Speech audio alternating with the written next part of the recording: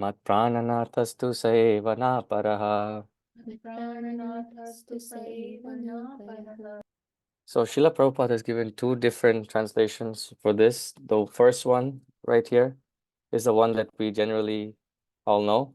I know no one but Krishna as my Lord, and he shall remain so even if he handles me roughly by his embrace or makes me broken-hearted by not being present before me. He's completely free to do anything and everything, for he's always my worshipful Lord unconditionally. And then the Prabhupada in the Chaitanya Charitamrita has given another definition of this verse, and it goes like, let Krishna tightly embrace this maidservant who has fallen at his lotus feet, or let him trample me or break my heart by never being visible to me. He's a debauchee, after all, and can do whatever he likes, but still he alone, and no one else is the worshipable Lord of my heart. So this Shikshashtakam was spoken by Chaitanya Mahaprabhu to his disciple Sanatana Goswami, and he summarized the whole essence of all the Vedas, the Upanishads, Srimad Bhagavatam, everything, Bhagavad Gita, everything into these 8 verses. And this last verse talks about the last stage of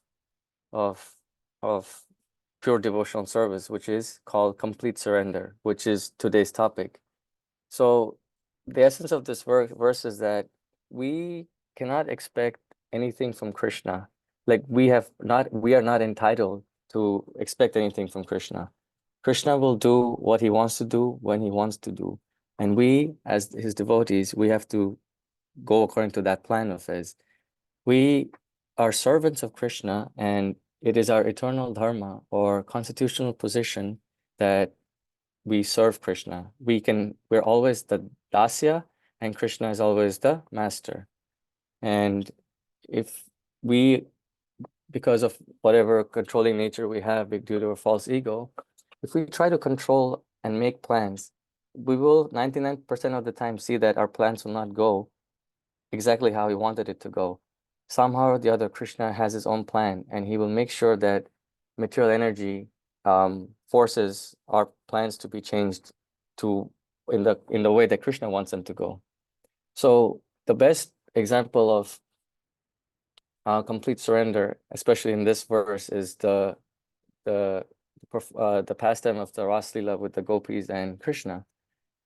In the 10th canto Srimad Bhagavatam, there's 5 chapters that talk about this pastime, and it's for the pure devotees mostly, but we are not at that level, but still we will speak a little about that because this verse is very significant. Ashlishya Padaratam. So when Krishna was playing the flute on one night, he played the flute so beautifully that he attracted all the gopis from all over Vrindavan. And during this time, the gopis were busy tending to their husbands, their kids, their children. Some were breastfeeding their kids. Some were putting their babies to sleep. Some were feeding their kids. Some were eating themselves. Some were making love to their husbands. So many different things the gopis were taking part in. But when they heard Krishna's flute, all of them immediately left everything that they were doing and simply ran towards the sound of Krishna's flute. They had no idea where Krishna was. They had no idea where he was playing the flute from, but they just ran towards the sweet nectar of Krishna's flute. And when they got there, they saw Krishna standing in his Tribhanga form, in his three-bent pose, and playing the flute so beautifully on a simple bamboo rod. It wasn't anything special. And the gopis were ecstatic and excited to see Krishna. And when they got there, finally, after all of them got there, Krishna stopped playing the flute and he looked at them and he said, "Why are you guys here right now? It's so late at night. You're all young women and you're all married. You have children to feed. So it's not right that you guys come here at this point. I think it's best if you all go home." And like this, Krishna said so many things, basically discouraging the gopis from coming there.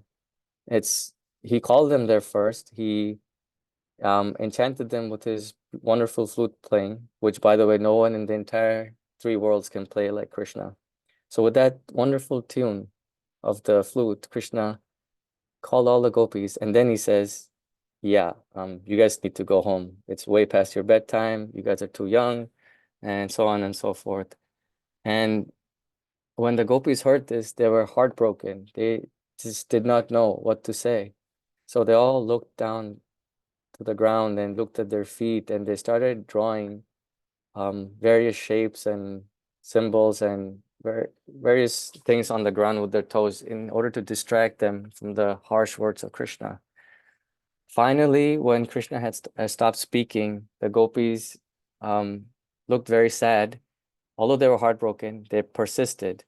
They stayed. They decided that no matter what Krishna says, they will stay.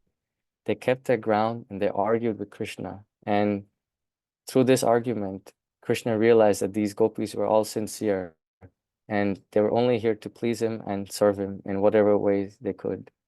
So like this, the gopis started to serve Krishna in various ways. Some were playing the mridanga, some were singing various ragas, some were feeding Krishna betel nuts, some were massaging Krishna's feet, some of them were dancing for Krishna. And like this, the gopis started to enjoy with Krishna, and that's how the night started. But in a few hours, the gopis, they became very proud. They realized that Krishna has nothing better to do. He's just here with us, spending all his evening with us. And so we have Krishna all to ourselves.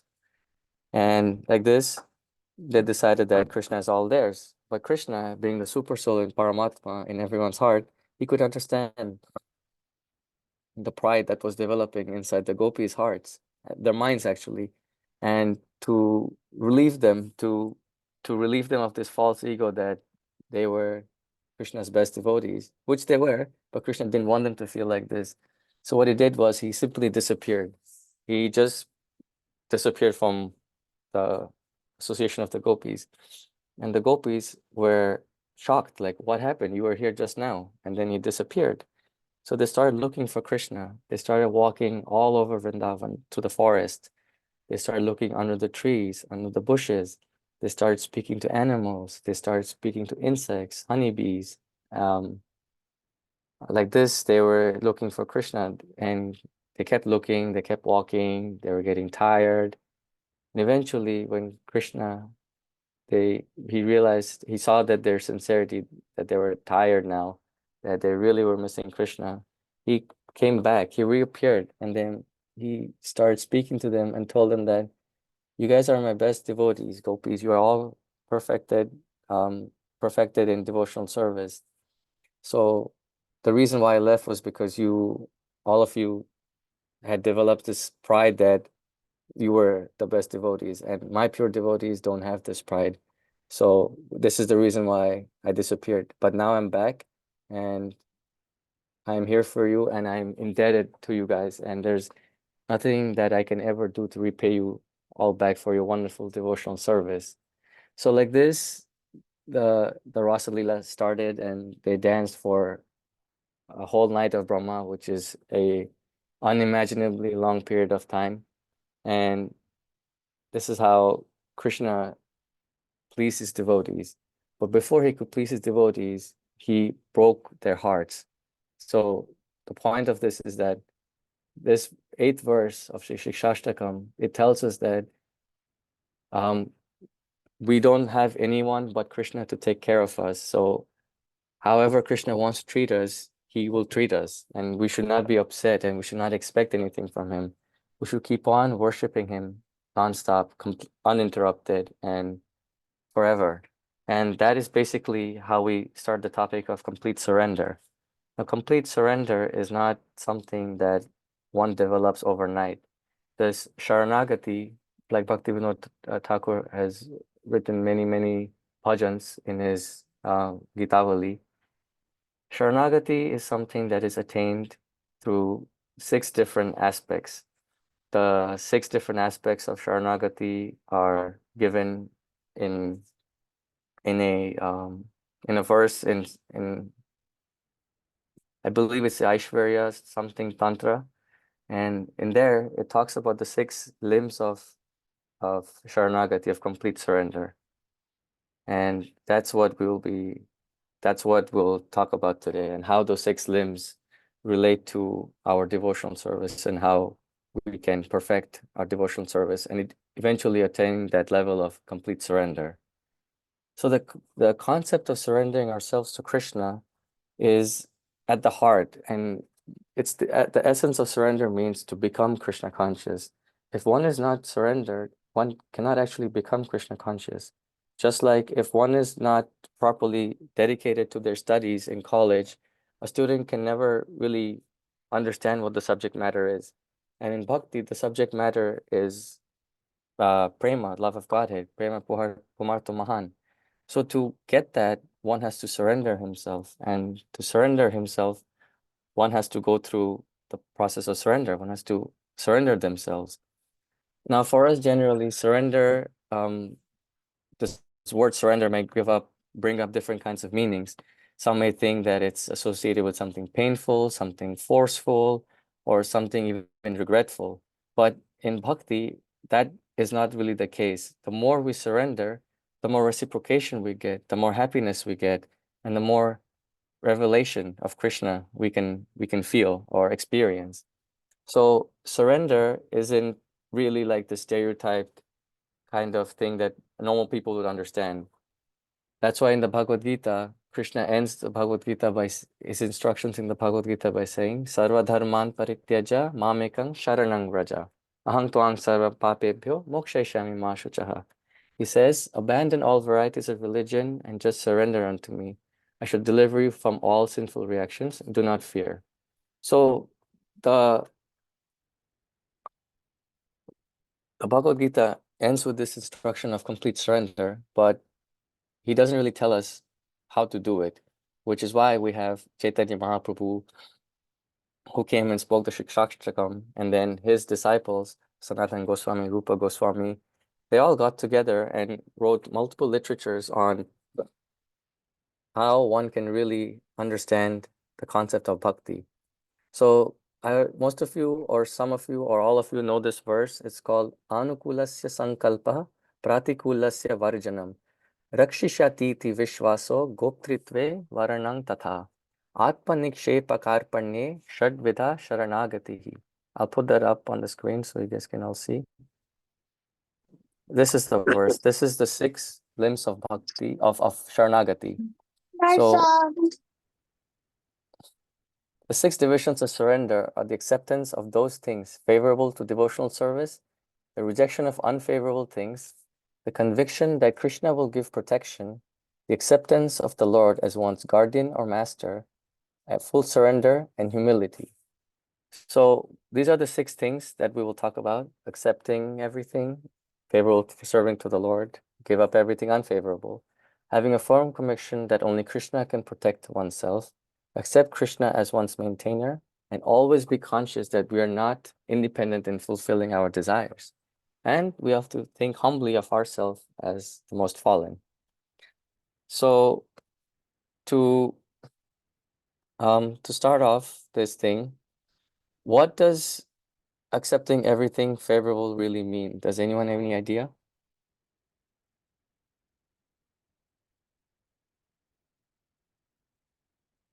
Anyone? Yes, Shankari, Mataji? Hare Krishna Prabhu, please accept my Right. respectful obeisances. Right. Prabhu, Anukul is anything favorable that will that is favorable for our bhakti, which is in loving exchange with Krishna in whatever relationship we want to serve him, and that will take us closer to Krishna. That is what favorable is. Mm-hmm.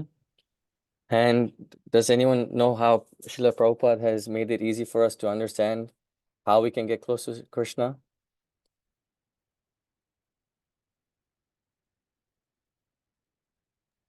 Through It's easy. service, Prabhu? Through service, exactly, by chanting the Hare Krishna Maha Mantra. So this is the simple understanding, the most basic understanding of what accepting everything favorable to serving the Lord means. Now, in a broader aspect, we can also see that there's so many limbs of bhakti. Like bhakti is not just chanting Hare Krishna. To chant Hare Krishna, there's like so many different things one can do to enhance the chanting. These are generally called the 64 angas of bhakti. Now, out of these 64 angas, there's three main angas or limbs or divisions of doing something in bhakti that is at the highest level. And these three things are accepting the spiritual master, a bona fide spiritual master, then taking initiation from him, and then serving him with respect and reverence. Not just that we go find a guru for the sake of finding a guru. That will not help us because, as we've seen, there's so many cheating gurus out there, people who are trying to take our money for something, for basically them cheating us and they're charging us money for it. But Prabhupada was not like that. And no one in the Bhakti tradition is a cheater. They're all bona fide gurus who have been part of this parampara starting from Krishna himself. In the Bhagavad Gita also, Krishna says, Tadvidhi pranipatena pariprashnena sevaya upadekshanti te jnanam jnaninas tattvadarshinaha. Just try to learn the truth by approaching a spiritual master, inquire from him submissively, and render some service unto him. Like this, the self-realized soul will impart the true knowledge to you because they have seen the truth. So the point is, the accepting everything favorable to serving the Lord simply means in Kali Yuga to accept a spiritual master, a bona fide spiritual master, and serve him properly. Now, for some people who have not accepted a spiritual master yet, does this mean that this is the end of bhakti, that they cannot do anything for Krishna? No.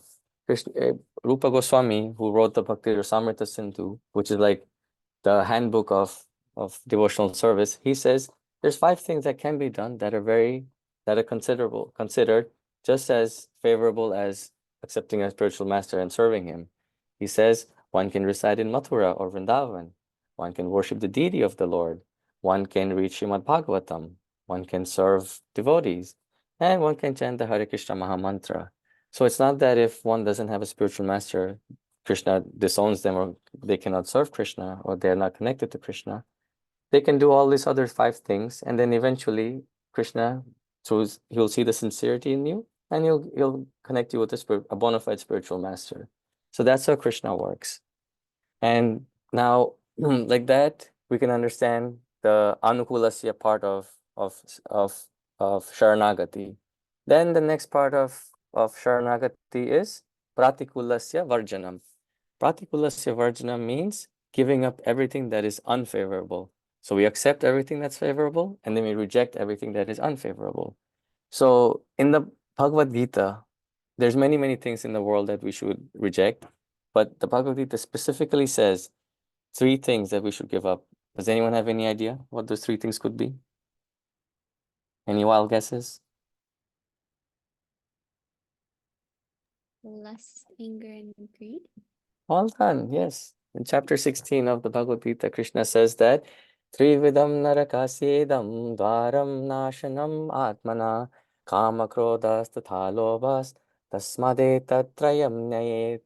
So lust, anger, and greed, these 3 gates, what do? They lead one to hell.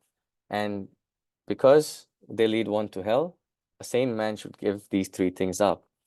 So for us to understand, there's so many things we should not do, but the essence of bhakti and performing bhakti properly comes down to rejecting lust, anger, and greed. Now, it sounds very nice in philosophy, or it sounds very nice in principle, but to practice it in real life, that's very difficult for like everybody. Lust, anger, and greed have been etched into our false ego from time immemorial. And these are the 3 reasons why we're still suffering in the material world. Even after taking a bhakti, we still go through the effects of lust, anger, and greed. But because we're in bhakti, all of that is being purified by Krishna. So he puts us in various situations that that purify us. So these desires of lust, anger, and greed, they are the reason why they're unfavorable for Sharanagati is that they oppose our surrender to Krishna. They make us think, why should I surrender to Krishna? Why should I surrender to Guru? Why should I do service? People should serve me. I am the best. I am this. I have so much money. I work this job. I am owner of this company. I am so beautiful. I have so much wealth, so on and so forth. And what happens is that this prevents us from getting out of our bodily concept because we keep thinking that we are this body. And the more we let ourselves get affected by lust, anger, and greed, we extend our life, our duration of life in this material world. So these three things, lust, anger, and greed, they can be given up eventually over time by following the four regulative principles, which is why Vyasadeva has mentioned this in the Bhagavatam, and then Prabhupada has made it the essence of ISKCON, like the four regulative principles of ISKCON. Does anyone know what those four regulative principles are that we follow in the Hare Krishna movement?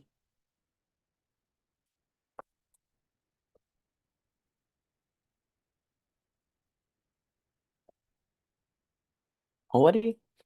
I see so many people with initiated names, and you guys don't know the four regulative principles? Okay, no meat eating, no intoxication, no illicit sex, and what's the last one? No gambling. No gambling. Yeah, no gambling.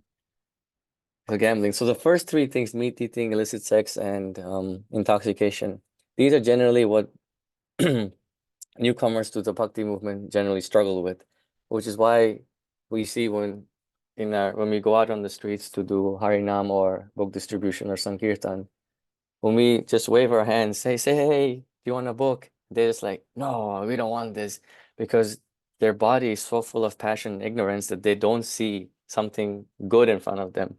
All they can see is, because all around New York or anywhere else, everyone is trying to cheat someone else. So everyone is on the edge at all times. So when you're on edge the entire time, you fail to see what is good. When you're surrounded by something bad at all times, how can you possibly see something so good? And good is an understatement, something transcendental. It's like people are looking for glass at all times, and when diamonds are shown to them, they don't know how to accept those diamonds, and they reject the diamonds. So following of these four regulative principles is very essential in understanding the principle of pratikulasya varjanam, rejecting unwanted things. If you can't reject these four things, then how can you focus on Krishna? How can you even think of surrendering?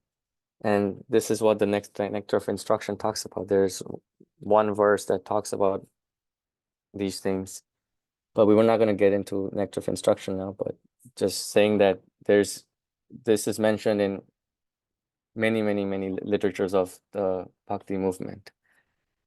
And then, one example, I forgot to mention this. In the Anukulasya Sankalpa, in the Srimad Bhagavatam, we can see how Narad Muni, in his previous life, he was the son of a maidservant who was very poor. It was just mother, she didn't have a husband. She was taking care of Narad Muni. And Narad Muni, she used to serve, the lady, his mother, used to serve at various sadhus and saints, like she would work at people's homes where a lot of Vaishnavas would come, pure devotees of Krishna would come. And like this, she would serve them. And in this way, Narad Muni got the opportunity to associate with those pure devotees. And over time, by simply hearing what they were talking about, they were speaking Srimad Bhagavatam, they were discussing Bhagavad Gita. Narad Muni understood what was so essential, the essence of Krishna consciousness. He understood at a very, very young age. And in that life itself, he perfected his Krishna consciousness, and he got the body of a pure devotee in his next life, simply because he only accepted all the good instructions. And same way, he rejected everything that was unfavorable to bhakti. So Narad Muni is the spiritual master of Srila Vyasadeva. And in this way, he has led a perfect life to show us what to do, to accept, and what not to do in terms of rejection.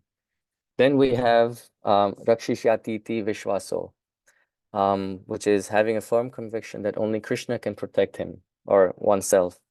So this third part of surrender, it basically gives us a taste of fearlessness and accepting everything in one's life as part of Lord's plan. And we, like I said earlier, we make so many plans, but 90% of the time, majority of our plans fail. I experience this on a daily basis. I wake up, or the night before I make a schedule for the next day. I say, I'm going to do this at 9 a.m. After breakfast, I'm going to do this. I'm going to do that, that, and that. What happens after breakfast? After having breakfast, I'm tired because I've eaten. But my body needs to digest the food. So what happens? I end up falling asleep.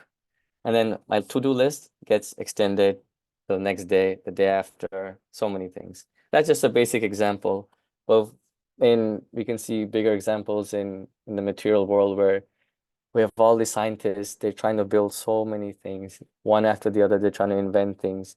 And when they invent something, a material, something they invent, they usually come up with a material problem because they build something that comes with a material problem.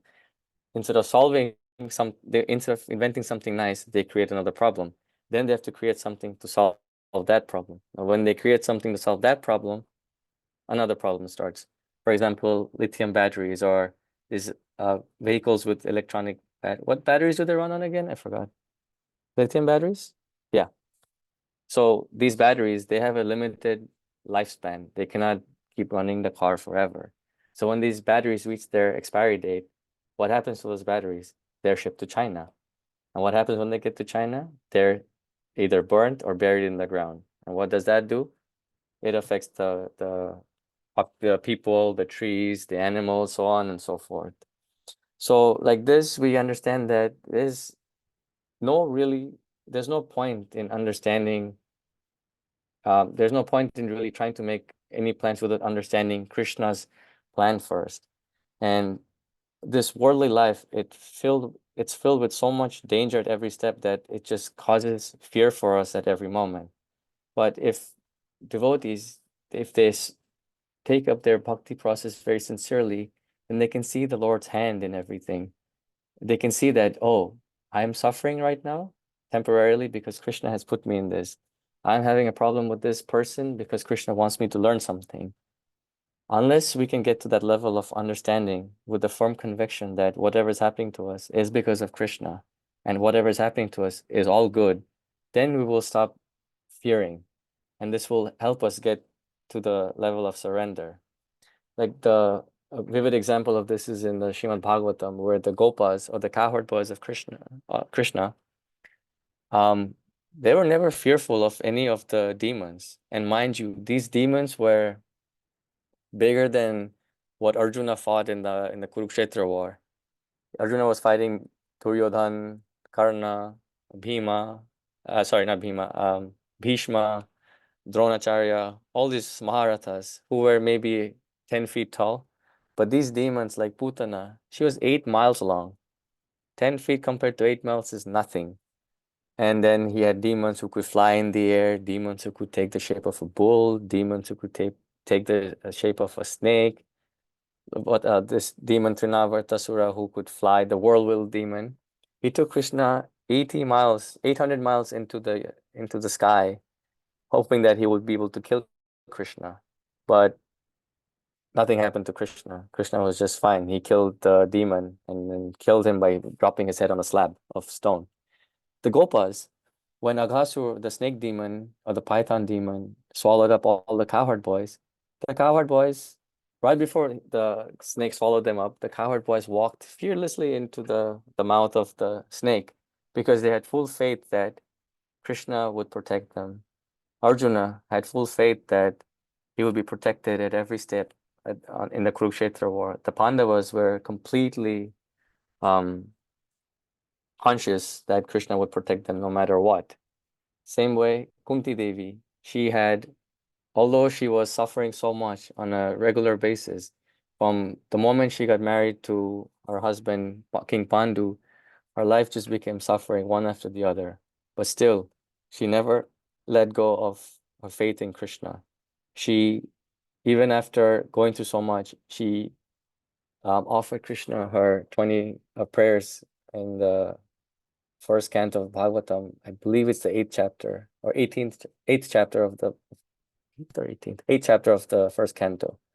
And she has given wonderful prayers for us to follow in our footsteps, where we can understand that at the end of the day, there is no one for us other than Krishna. Our mother, our father, our brother, our sister, our best friend, our boyfriend, girlfriend, no one can protect us. Only Krishna can.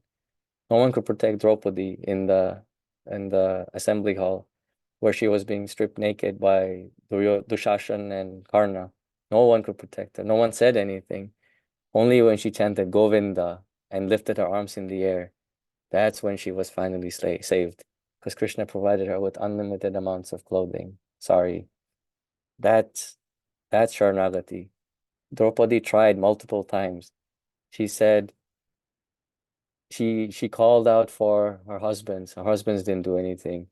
Then she called out for Govinda, but she didn't have the faith in Govinda. Then she called out Govinda and she lifted her hands in the air. That's when she surrendered. So it's not just saying Krishna, Krishna, Hare Hare, Hare Ram, Ram Ram, Hare. It's understanding the meaning of the Hare Krishna Maha Mantra. Once we understand the meaning of the Maha Mantra, when we chant it sincerely, only then do we get that full protection from Krishna. But even if we don't understand that, we should understand this much, that no matter what happens, Krishna will protect me at all costs. So like that, we understand the third limb of Sharanagati. Then the fourth one is Goptritve Varanang Tata, always accepting Krishna as one's maintainer. This fourth one is it's one of my favorite, actually out of the six, it's my favorite one, because before coming to Krishna consciousness, I used to think that I take care of myself. Whatever decisions I make or whatever I'm doing is because I am the controller. I am independent. Nothing is controlling me, and no one can do anything to me because I made these wonderful plans. And over again, repeatedly, none of my plans worked. They were all shattered one by one.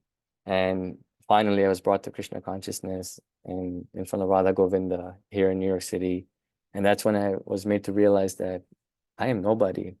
There's no difference between me and any other living entity out there. I am no better than anyone else. So this understanding that Krishna is our maintainer, this Goptritve Bhav, the gopis had it.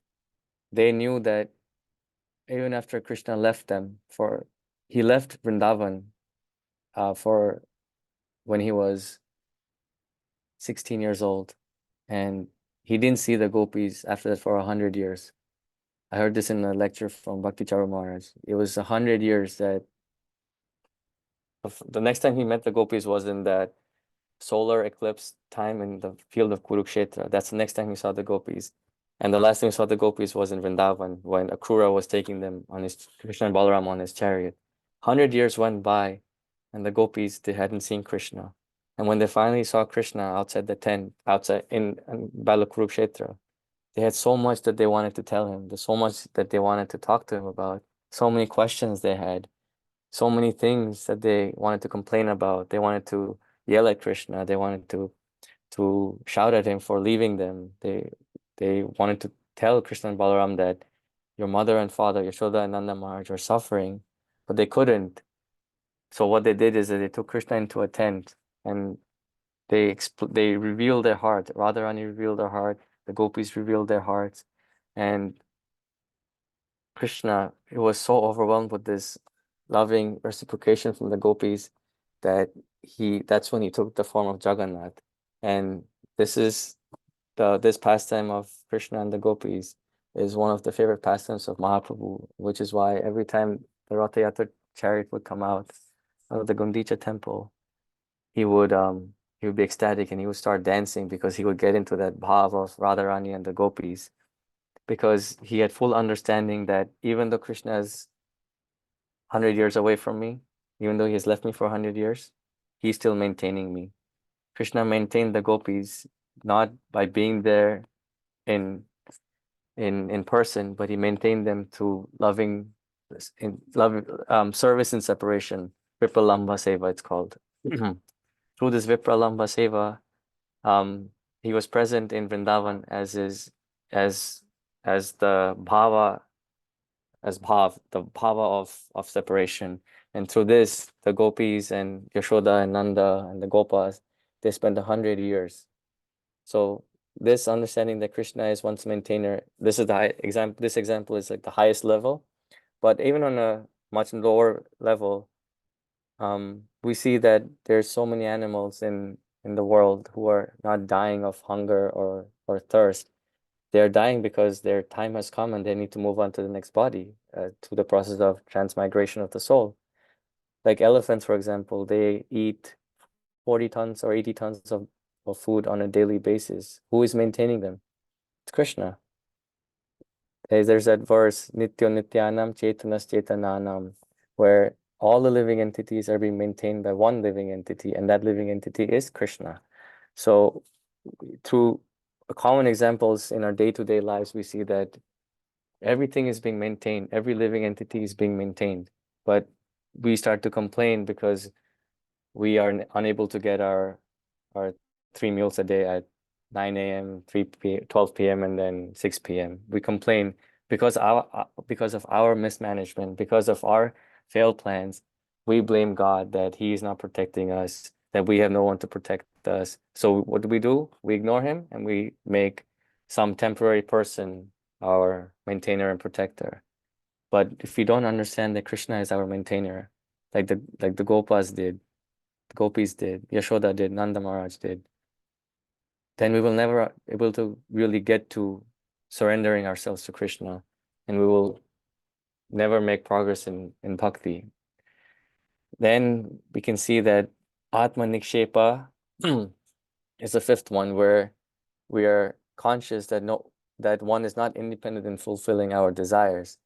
Now, in the Bhagavad Gita, Krishna says that for someone to do one thing, there's three factors that are involved. There's Prakriti, there's one's karma, and then there's a super soul.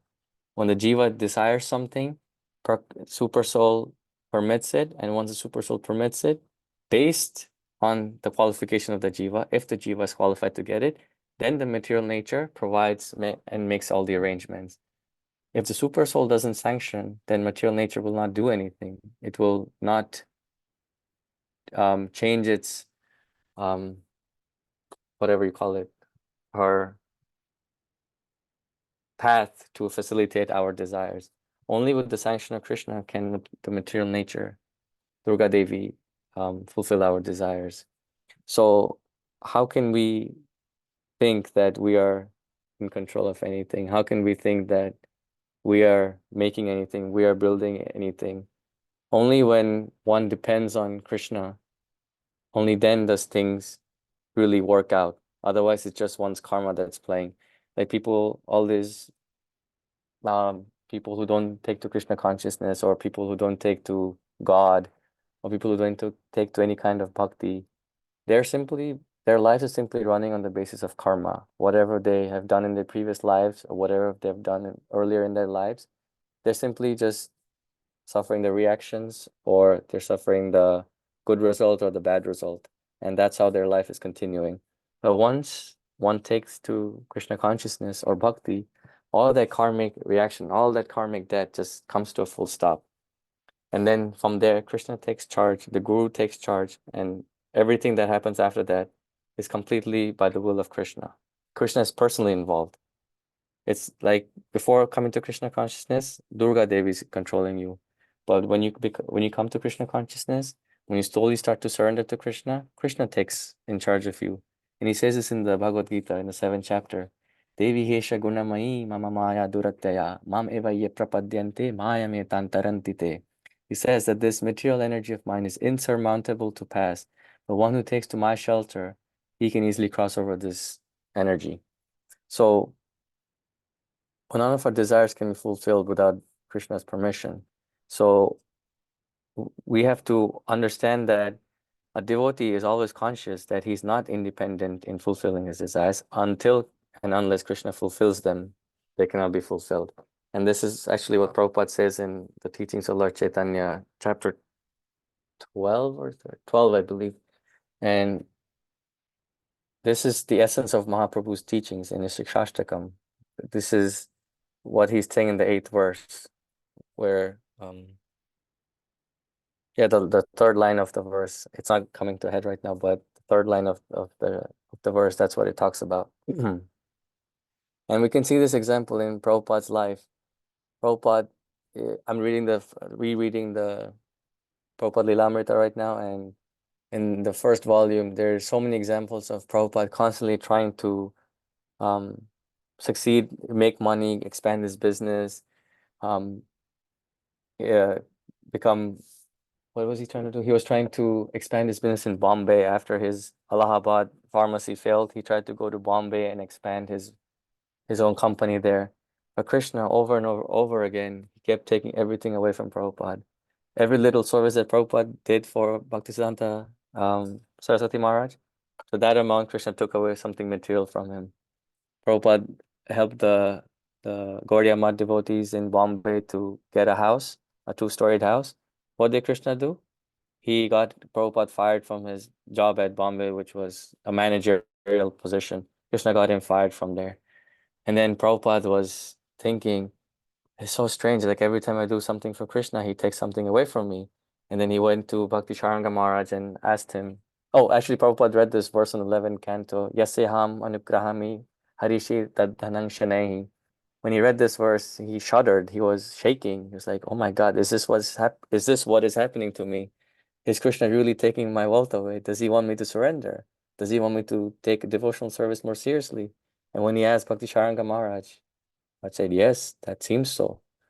And that's how we can see in the life of a pure devotee, even in the life of a pure devotee, even if he's trying to make plans that are not what Krishna wants, Krishna will, under any circumstance, bring that pure devotee closer to him by taking away everything he has that is not going to help him in his devotional career or devotional life.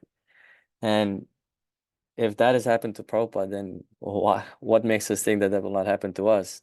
If we take sincerely to Krishna's service, then Krishna will provide everything and take away everything that is not necessary in our life to get to that level of surrender. And then lastly, of the last limb of Sharanagati is Karpanya. Karpanya means to always humbly think of oneself as the most fallen, so that Krishna will take care. Now this before in the same Shikshashtakam in the third verse, this last part, Karpanya, is what Mahaprabhu talks about in the third verse. Trinadapi sunichena tarorapi sahishnuna amanina manadena kirtanya sadaharihi. To chant kirtanya sadahari, to chant constantly at all times, one has to become, what is it? What's the translation? Who's going to say it? I've been talking a long time. Your turn. More humble than a blade of grass and more tolerant than a tree. Right. So to become more humble than a blade of grass and to be more tolerant than a tree, that's not easy.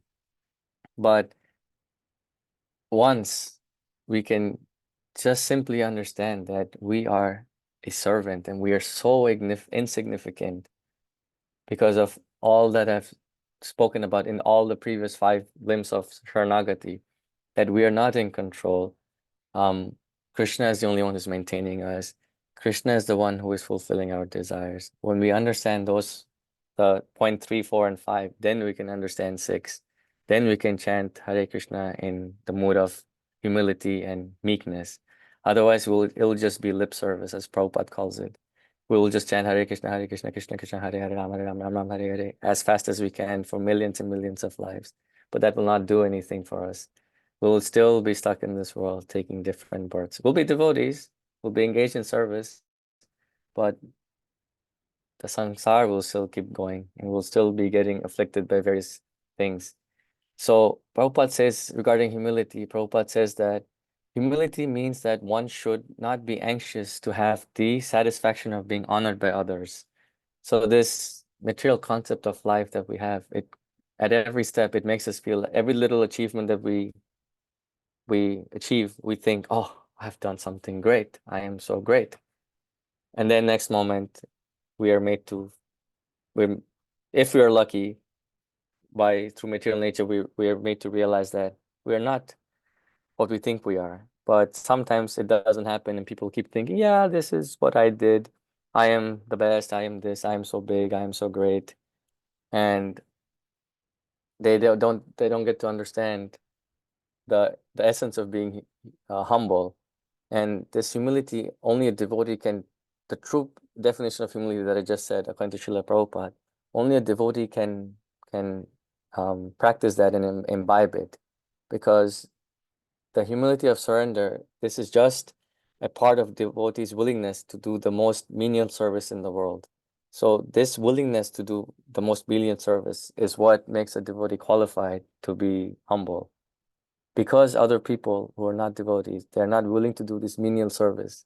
Menial service means what? Basically serving others or doing the small things that go unnoticed. Like in the Sangha, for example, Ananga Mohini Mataji, she set up the Zoom call. She asked all of you guys to turn on your videos, be more personal, all these things. She could have just sat there and be like, oh, Hare Krishna, Prabhu, thank you for joining, blah, blah, blah. Please, when you're ready, you can start talking. But no, she did the menial service. She went out of her comfort zone to invite you all and make it more personal for you guys, for you all, and made it personal for me and make me feel welcome. And then in the same way, Sandili Mataji and Amalapurna Prabhu, they didn't have to ask me to speak. They didn't have to do this menial task. They could have just gone to someone more qualified. Like last week, I believe it was Bhakti Vasudev Maharaj who spoke, if I'm not, yeah, he spoke. So they didn't have to, they could have gone to someone higher, but they chose me to ask me to speak. And I'm very honored that they chose me to speak. But they didn't have to do it. They could have outsourced to someone else. They could have done so many other things. In the same way, we see that Srila Prabhupada, in his whole life, he he came to the West. He became the whole Jagat Guru. He became the world spiritual master. But he didn't expect service from anyone. In fact, he served everyone in his whole life in the West. He served, and served. In the beginning, when in Second Avenue, there was all these new people who were coming in. He was the one who was cooking prasadam for them. He was serving them. He was washing the dishes. Only after like maybe 4 or 5 times did someone finally ask him, "Oh, do you need help?" And then Prabhupada said, "Yes, that would be nice." Only then did he accept service from someone, because someone voluntarily, through their meekness and humility, they offered some service to Prabhupada. Only then did he um, accept the service. Otherwise, he would have kept washing dishes for God knows how many years. And yeah, so Prabhupada, even if you don't understand anything of what I've just said, if we can simply read Prabhupada's Lilamrita, all of this will be made very, very clear. We don't have to read Bhagavad Gita, we don't have to read Srimad Bhagavatam to understand this. If we just follow Prabhupada's life, all of Bhagavatam, all of Bhagavad Gita will be revealed to us. To that degree, we have faith and surrender in Srila Prabhupada. Surrendering to Krishna is very difficult. It's impossible. Surrendering to Radharani is also difficult, very difficult, but it's not impossible. But surrendering to Srila Prabhupada, that's so easy. That's so easy. All you have to do is say, Prabhupada, I'm yours. I'm your man. Like he asked Bhakti Charan Maharaj to be all of his disciples. They're all Prabhupada men. So if we just get into Prabhupada's mood of how he served Bhaktisiddhanta Saraswati Maharaj, just one instruction, you know English, you speak English, you should go preach in the West. That's all it took. And the next 14 times that Prabhupada saw Bhaktisiddhanta Maharaj, that's all they spoke about. There was nothing else between them. There was no other topic other than service that bound Bhaktisiddhanta Maharaj and Srila Prabhupada. So in this way, if we can devote more of our time, our energy, and our independence to Srila Prabhupada, then achieving or surrendering to Krishna will become that much easier. So with that, I think I can stop. I'll stop speaking. I think I've blabbered on for way too long. So I will stop speaking now. If anyone has any questions or concerns or anything that they want to share, any realizations, please feel free to do so.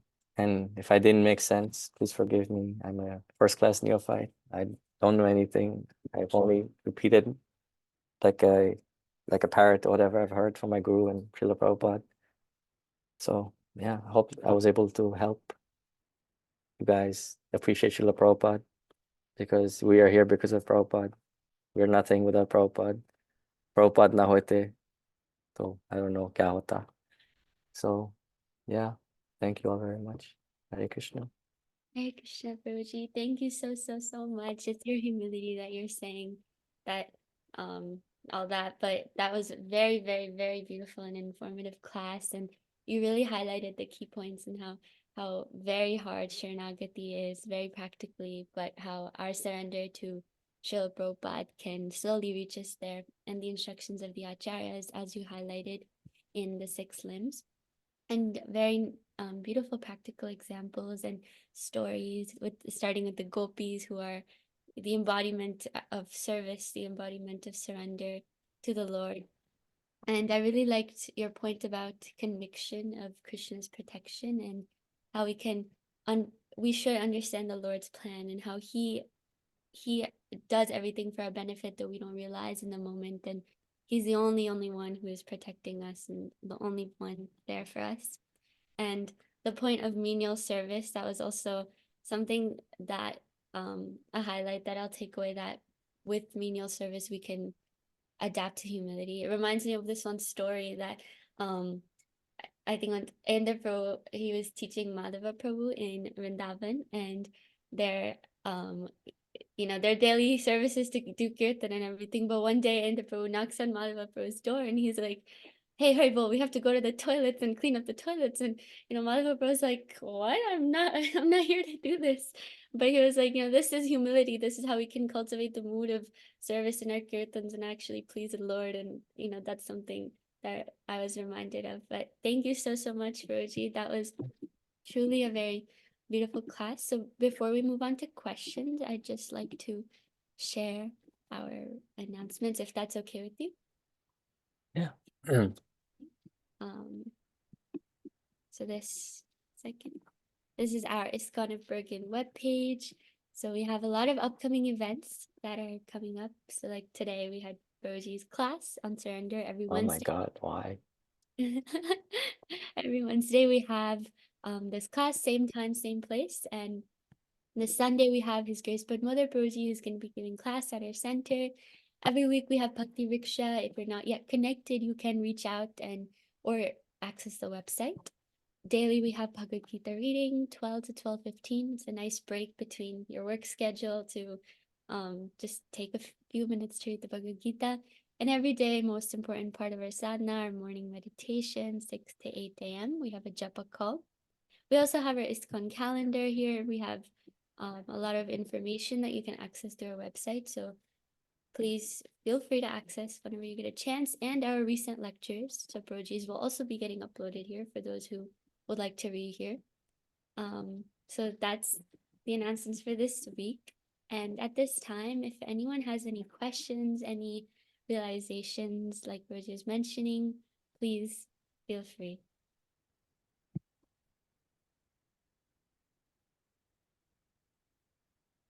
Everyone's still writing what I said.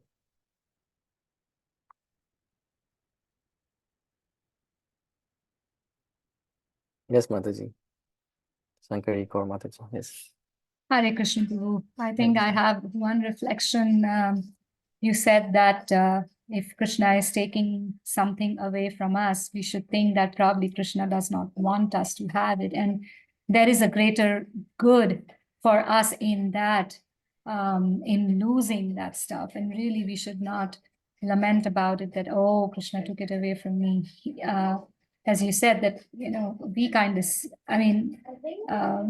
we kind of see our lives in the span of 30 years, 40 years, 50 years, whatever it is. But Krishna knows the entire tapestry of our existence. And so if he's making us lose anything, he really knows that, okay, this is the time we should get rid of it. And this is for your greater good. I may not be able to understand it at that point in time, but eventually I would. So trusting Krishna's plan is the best thing to do indeed. And of course, Krishna loves us more than we can love ourselves. That's what we think, that probably I am the best well-wisher of myself, but it is really Krishna, and his plan is the best. So my plan can never be better than Krishna's plan. So thank you so much for driving that point home over and over again. That was a wonderful class.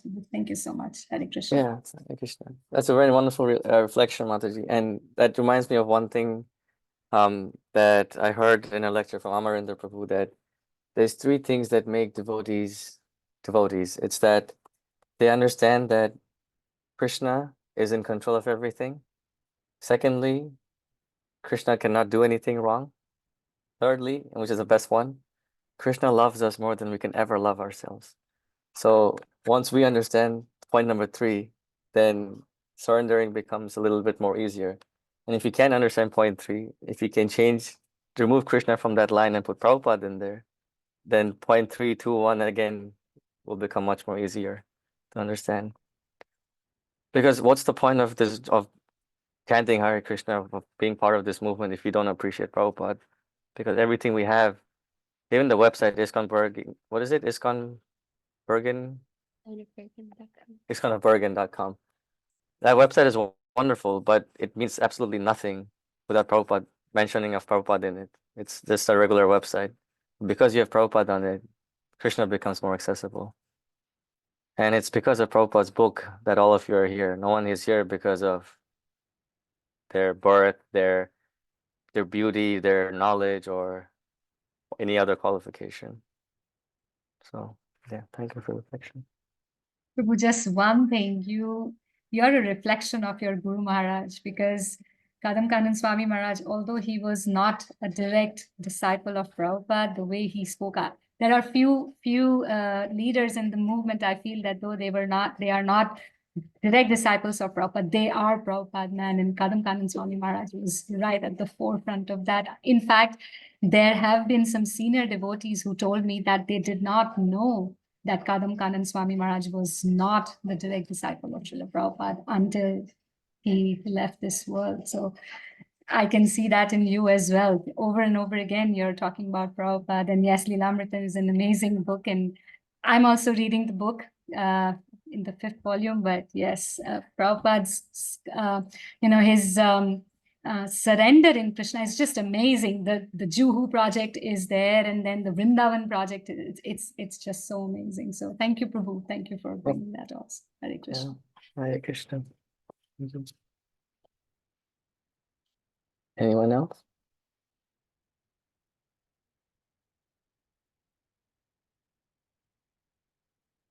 Mataji, I can't hear you for some reason. Hare Krishna, Prabhu. Now, Hare am I Krishna. audible? Yes. Hare Krishna. Thank you so much for accepting the invitation and enlightening us. It's really wonderful. It's a good reminder for everything you mentioned. I'm not going to repeat, but I like the one point that all gopis surrender Krishna 100%. That's what we have to learn, we have to surrender and we have to be like gopi. We cannot be like them, but at least we can develop nano 1%. That's enough for us. So we have to do that. And as Maharaji said, your reflection of Guru Maharaj, that's very true. You are kind of, when you are speaking, you are reminding me Guru Maharaj constantly, because Guru Maharaj always says, we have, do you see these lions? Like when we were in Vrindavan temple, he was giving lecture and he mentioned one time, do you see these two lions? When the Prabhupada Vasasan, like Prabhupada says, and they say, I want all of you to be like these two lions. I like the Prabhupada's lions, and all of you have to represent that, and you have to be like that. And I see that quality in you. So thank you so very much. Thank you.